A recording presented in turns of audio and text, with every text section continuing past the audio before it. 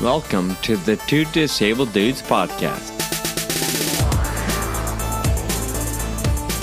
We believe life is about how we react.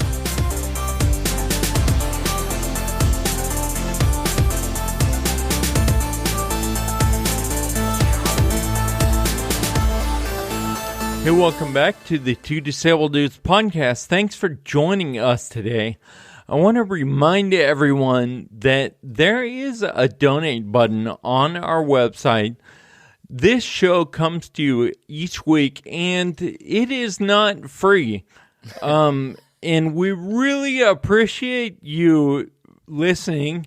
And this is a service that we'd love to provide. Actually, a service. I don't know if I'd call it that. Partly it's Sean and I just like talking to each other, but partly it does take a little money to keep it going. And we like to provide that option for people. So if you feel so compelled, check out the website and give us a little donation. Sean, how's it going today? It's going well. I've got a lot on my mind today. I'm glad to be turning the microphones on.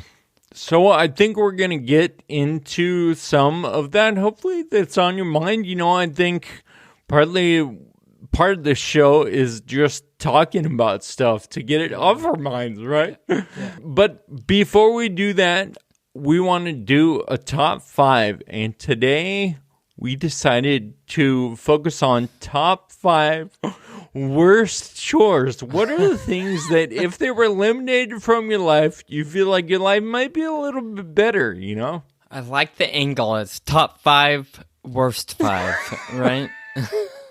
All right, so I've got, I'll share a couple because I'm sure when it comes to chores, we probably have similar ones. So I'm just going to do my first 2 and then we'll hear yours. Okay, so I don't mind doing laundry. However, I hate folding. So I'm happy to wash it, put it in the dryer, move it around. I hate folding. So you're happy to just like stick it in and turn it on? Yeah, and put a little soap in there? I'll put the soap in there, no problem. I'll set the dial, no problem. I don't even mind being tied to one spot, for a long time ago when I lived downtown life. I do use laundromats, and I didn't even mind sitting there for a couple hours waiting for everything to cycle through. The least favorite part, though, was folding. If I could just get rid of the folding side of it, life would be beautiful. Yeah, no, I agree. Laundry is number 1 on my list, too. And basically, it's the same thing. It's the folding. That's what laundry is to me. Because everything else, not too bad, right? Sure. So. My other one is washing bedding. So here's the deal. The nice thing about washing your sheets and pillowcases and stuff is that you don't have to fold, right? I mean, I guess unless you have several sets and you rotate them, I tend to just wash them and put them back. That way I don't have to fold. However, especially when you think about FA or any sort of limiting mobility issues, getting the sheets off every corner and going around the whole bed and untucking and getting everything detached, that's kind of annoying. And putting it all back together, it's a lot of work. So again, I'll be happy to wash it, dry it, but I would rather somebody else make the bed. Yep, I agree. But yeah. All right, let's hear a couple of yours. We know we both have laundry. What else? I've got dishes on mine. I don't like doing dishes. I like having done dishes. Well, that's probably true for everybody. I mean, if you're a listener that says, I'll be happy to wash dishes, but gosh darn it, when they're done, I'm so angry. Please email us or tag Kyle in a comment because that's probably true for everybody. Yep. And then, so especially this time of year, my next one is taking out the garbage. It's just cold outside, and if I have to go outside at all, it's like, all right, bundle up, put some gloves in, a jacket, and it's like a whole thing. Okay. So, all right, keep going. All right. My other one also has to do with the cold, and it's something I mentioned a few years ago when we were doing a list kind of like this, but pumping gas in the cold. Oh my gosh, I can't stand it. You have to like sit there when it's freezing cold and windy and just wait. There's nothing, like, okay, maybe I can go back in the car, I guess, but yeah. It's not worth all the effort. Yeah. Especially when you're using a chair. Yeah, I get that.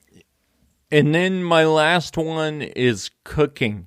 I mean, I understand a lot of people like cooking, but really, maybe this is eating. Like, if I could just never eat again and, like, never run out of energy, that would be fine with me. So.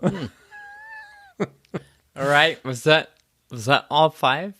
Yep, that was 5. Yeah. All right. So I've got 3 left. They are not the same. I hate washing windows. So if I think specifically about the car, really, because it's rare that I wash windows at home, right? Besides the mirror or something in the bathroom. But I don't mind washing my car. To me, there's something therapeutic about it. Mm-hmm. But I hate washing the windows. I get annoyed by streaks.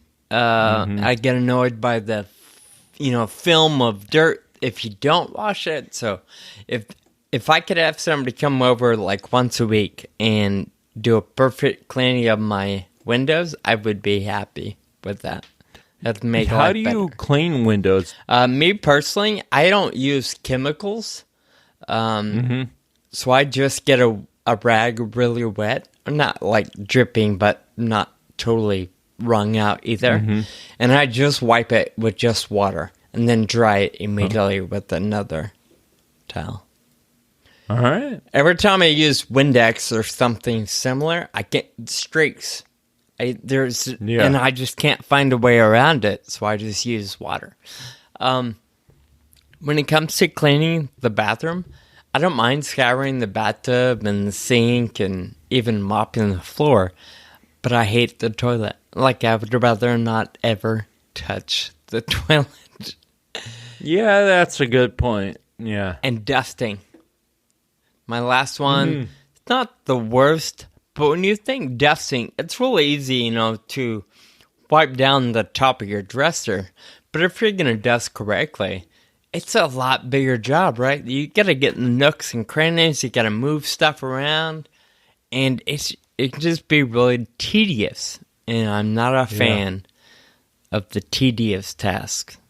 Yeah, I agree. To tell you the truth, like, I don't know that I've ever dusted at all. Like, I've certainly wiped the shelf off that had dust on it, but I wouldn't call that dusting, So. Yeah, I don't, I'm willing to bet nobody in your life is surprised by that comment. Just to be honest. Yep, exactly. Sean, the topic for today is not so much a new topic because it's kind of a thing that we talked about a few times throughout the history of the podcast. So can you explain to us a little bit what the topic is today? So really the conversation for me, is just dialoguing about how we go about making decisions that are both difficult to make, but necessary to make. For us specifically, I think about disability, right? And the decision to utilize a walker and then maybe utilize a wheelchair, that progression or succession of different, the changes in our abilities and how we approach them. I found myself getting frustrated a couple weeks ago because there isn't really a clear plan, right? There isn't an owner's manual, if you will. Nobody has said, okay, Sean, you got FA, so in 5 years you should get a walker, and then in 8 years you should get a wheelchair, and then in 12, so there wasn't a clear plan, which I know doesn't exist, and it's not a thing. I'm sure a lot of parents wish babies came with an owner's manual, right? So it's not, like I said, it's not a new concept or challenge, but there's this overwhelming process or thought pattern every now and then that just says, man, if somebody could just make that decision for me, or if somebody could help me understand when it's time to make that decision, life would be so much better, wouldn't it? Yeah, totally. I was reading your column where this idea came from, and it said, like, okay, here's the rule. If you fall 5 times, within a 2-month span or whatever, like, then you need a walker. Like, there's an equation for it, right? Sure. And wouldn't that be nice? I totally relate to that. But the thing is, that's how everything in life is, right? Except for, like, mathematics, maybe. Or physics, yeah. True. And, maybe to give some context to this conversation specifically, it's one we've had before, in a different episode or a different, thought process. But what's on my mind recently, or why it's on my mind, is a couple fractures I'm experiencing right now, even as we record this. A couple weeks ago, I fell at work, or I lost my balance, and I was kneeling. So it wasn't even like I fell the full length of my height, right? It was a very dumb fall, if there is such a thing. And turns out there's a hairline fracture in my knee that appears to be because of that little fall. And then about a week later, on my day off, I lost my step, and I swung a foot around to catch my balance, and somewhere in the process of swinging the foot around and setting it down on the pavement, I somehow twisted my foot a little bit, and I ended up fracturing my little toe. So here I am walking around the last couple of weeks, got a fractured knee on the right and a fractured toe on the left. And then, of course, everybody knows a couple of years ago, or a year and a half ago, I broke the femur, which put me out of the mix of life for months, right? A long, long time. And part of me is just wondering, or I'm wrestling with this idea of, okay, would it be smart to maybe consider a wheelchair on a more frequent basis right now? Or do I really want to wait for that next big break, right? The next femur, or the next devastating accident or injury or whatever. So yeah. So Sean, let's break it down a little bit. What are the thoughts that go into that equation? Like, yeah, you gave us a good overview, and obviously you're in the situation right now. What are the thoughts that go into that process for you? So the struggle for me is, on one hand, I want to be safe, right? I don't want to keep breaking bones or even fracturing them. But on the other hand, I also don't want to further my progression along by eliminating the use or the building of strength in certain areas. So, there's this adage that you use it or lose it, right? You gotta keep moving. And of course, the last thing I want to do is not be able to move because I keep falling. So to me, there's a fine line between what's safe and what's going to help prolong a higher quality of life. So at the baseline, that is the real challenge. How do you balance the two, right? Yeah. And to your point of use it or lose it kind of thinking, I was speaking to Dr. Lynch. I had an appointment with him, and he was saying that in general, he has noticed that people's abilities have declined much more quickly in FA during the pandemic because everyone is just sitting around, right? Like either working from home or at least not going outside, not doing the activities they used to do. And so that really speaks to, and the other day I heard a story on the radio about this guy who was in his 70s and he would run like 5K, like, I don't know, every day or so, or 3 times a week or something. And when the pandemic hit, he slowed down, and now he's, much more inactive than he was just because he's inactive. Like it's a kind of a being inactive breeds inactiveness, or something. Like it builds, Inactivity, I think would inactivity. Yeah, that.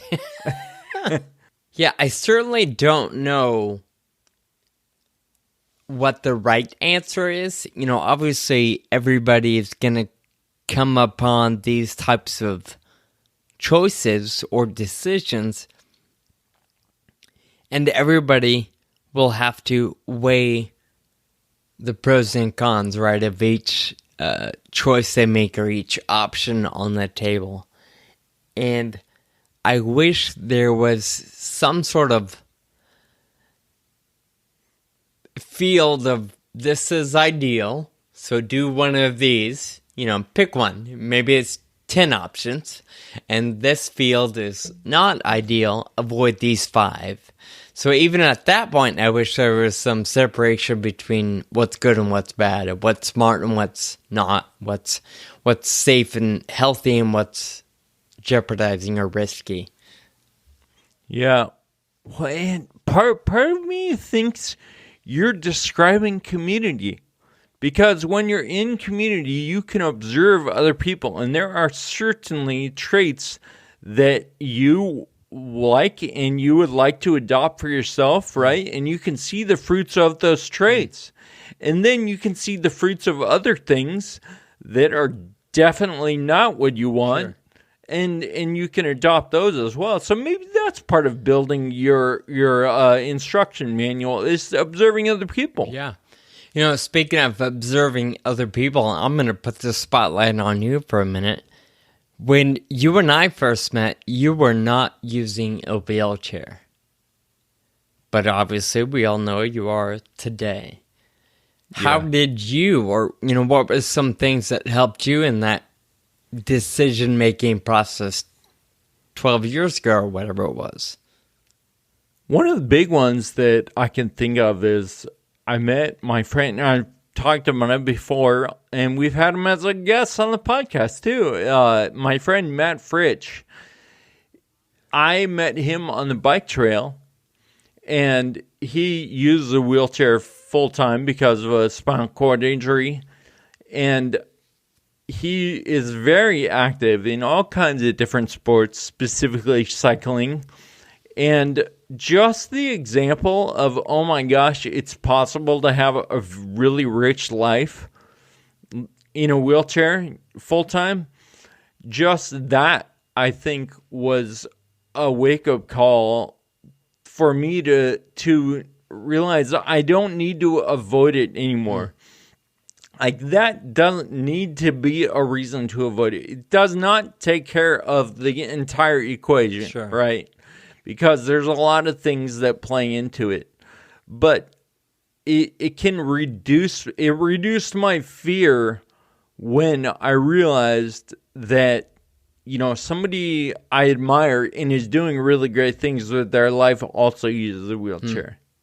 That's good. And I also realized that once I sat down, I could do more. I've talked about this before. I could simply look somebody in the eye and shake their hand. I know shaking hands is not a thing we do right now, but I could go into a room and not be consumed by trying not to fall over the whole time. Like, I know you know exactly what I'm talking about, and that was not a thing anymore. So recently I started using the rollator, right? Or rollator. I still haven't figured it out. But I have one of those, and I've been using it quite a bit at work, or if I run to Target or Walmart, something like that. What I haven't done, though, is use it for short little walks. So I haven't used my rollator at Starbucks, and I walk in every time, or usually, and my daily routine is walking into the Starbucks that I frequent. And what I noticed, or I realized the other day, when I walk in, a lot of the bracelets often say "Good morning, Sean," or "Hey, Sean," or something to that effect. And I sort of just wave without really making eye contact. But I realized the other day, I don't make eye contact because I don't like them, or because I'm not, mindful of their existence. But just as well as I do, if I take my eyes and my attention off of walking, I put myself at risk, right? And I'm in the door. The last thing I want to do is stop for 20 seconds just to say hi to probably a bunch of people that really don't care if I say hi back or not, right? They're busy. So I realized the other day, I'm like, man, to somebody that doesn't know about FA, or doesn't know what goes into just taking 5 steps into a Starbucks, they would think I was rude, because I just kind of throw my hand up and I keep my eyes down and I just walk in. But that just comes to mind when you say, often we're preoccupied when we walk into a room, or when we're standing somewhere, we're preoccupied with trying to stay upright and not falling over, which only further embarrasses the situation, but also could jeopardize the ability to get up and walk out on your own free will. Yeah, when I was using a cane for a little while in college, it was less because the cane helped me walk, and more just as an indicator to everyone else that something was actually up. Like, I'm not just wasted. It was, when I walk into a room with a cane, like, people understand a little better that something's up and not just this weird guy. It's kind of funny you put it that way. For me, I've always been the person that just doesn't care what you think of me, right? And we've talked about it before. A lot of people assume I'm drunk and like get into an argument, and I'm just like, whatever. But that's actually something that's gone into play for me in this decision making, because at work for a while, I was just hanging on to a shopping cart, and I work in a grocery store, so it looks normal, right? Nobody thinks anything of it. But they also don't know that something's wrong. They just see this one associate always carrying, pushing a cart, and I don't really take my hands off it. But in using the rollator for the last month or so, that tells people something's wrong. Yeah, exactly. And it may not paint the whole picture, but whether I'm at Target or, the airport or whatever it is, it's telling people that something's not right. And in a sense, I believe that's buying me a lot more grace, if you will, or a lot more benefit of the doubt, right? They're not just assuming I'm drunk and nobody's yelling at me across the parking lot. Yeah. They're just staring. So, I mean, they're still doing that, right? They're still staring, but at least nobody's calling the cops on me. Yeah, that's nice. If you can introduce a rollator or a cane or whatever it is, and that means no one's calling the cops on you, like. But there's something fun and entertaining about the cops being called, right? Like, there's. Bring it on. it's always vindicating when they finally discover that nothing is wrong and everything they did was just a stupid panic. Yeah. So I guess, no hard definitive decision, but I will tell the world of our listeners that not only am I using the rollator, but I went and got measured again for a custom wheelchair. The idea really is to have it at my disposal when there is a long day. I don't believe I need it right now all the time, but it might be valuable at work. It might be kind of the next stage in playing it safe. But also I know it's going to be helpful and valuable when traveling picks up again, or, going to Disneyland and, whatever, things like that. So I'm beginning to move more intentionally in that direction. Nice. Before we move on, I picked out a couple things that you said in your recent column about this subject.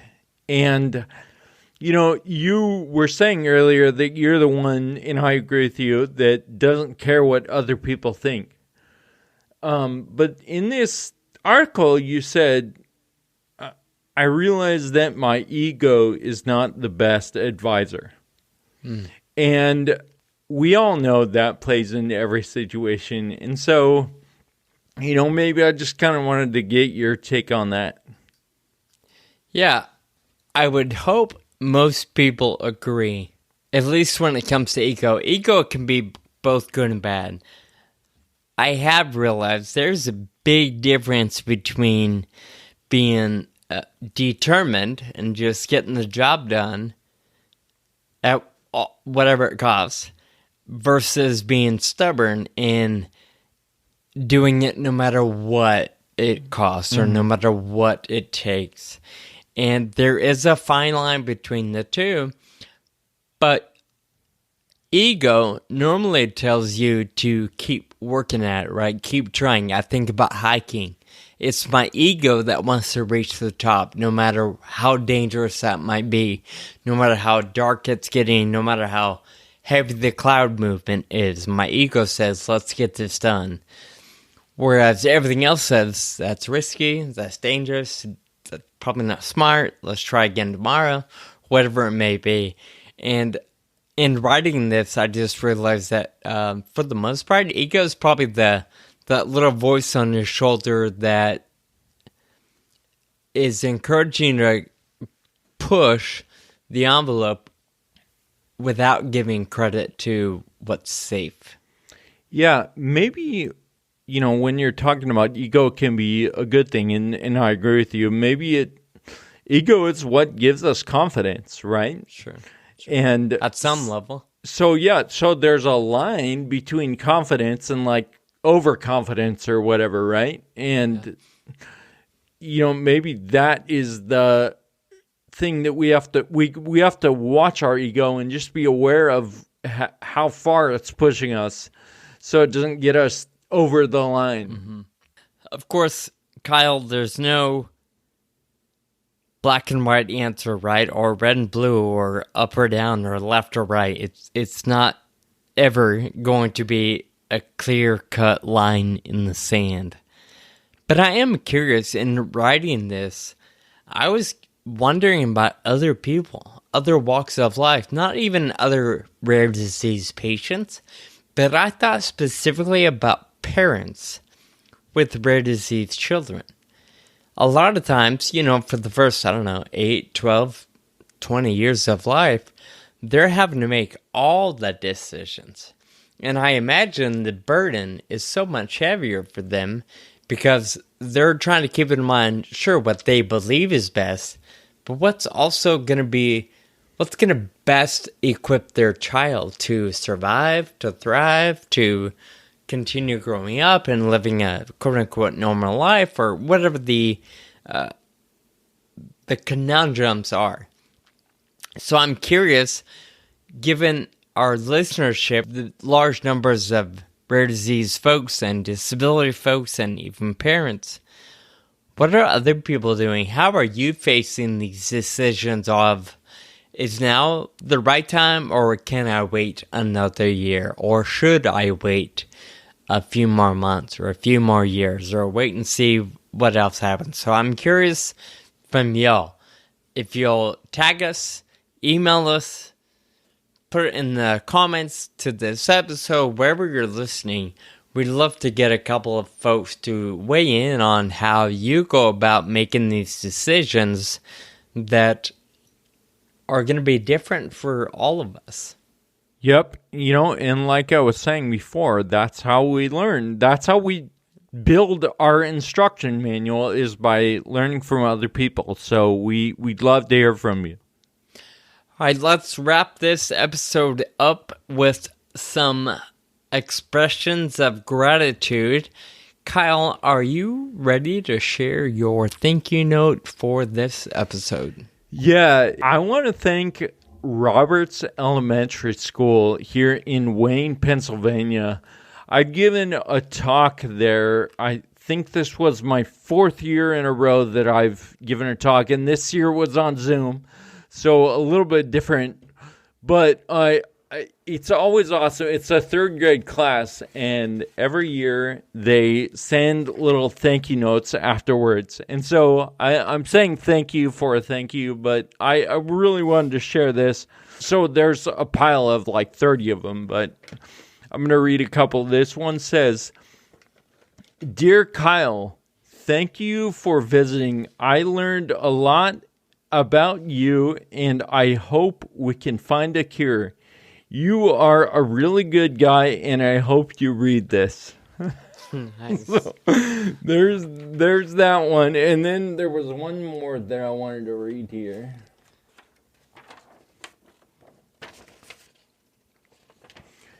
"Dear Kyle, thank you so much for joining us on Zoom. I was so excited to meet you, and I was almost crying. I didn't have time to show you this, but I told my mom that you were coming on Zoom, and she gave me this book called Shifting into High Gear. Nice. You are the best. I won't let you down." Aw.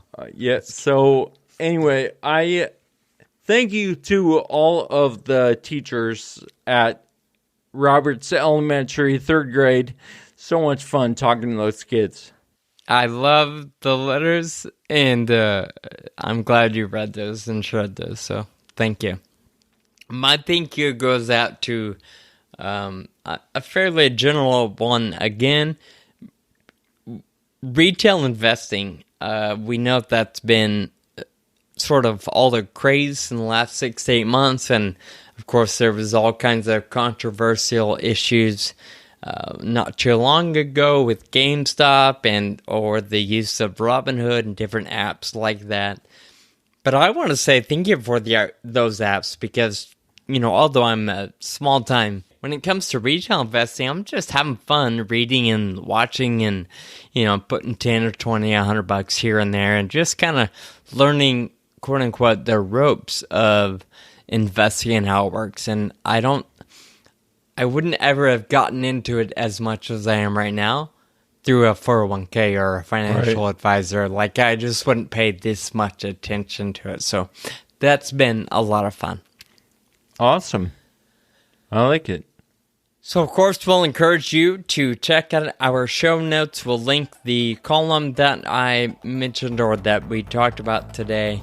We'd love for you to share and subscribe. If you're enjoying the show, share it with your friends. Be sure to subscribe on your favorite app. For now, we're going to hang up because we have some dreaded chores to get done. It's our day off, so I'm going to go get my chores done. Until we meet again, keep living with urgency. Thank you for listening to the Two Disabled Dudes podcast. This show is possible with your support. Visit twodisableddudes.com to donate. Connect with us on Facebook, Twitter, and Instagram. And be sure to subscribe on your favorite podcast app.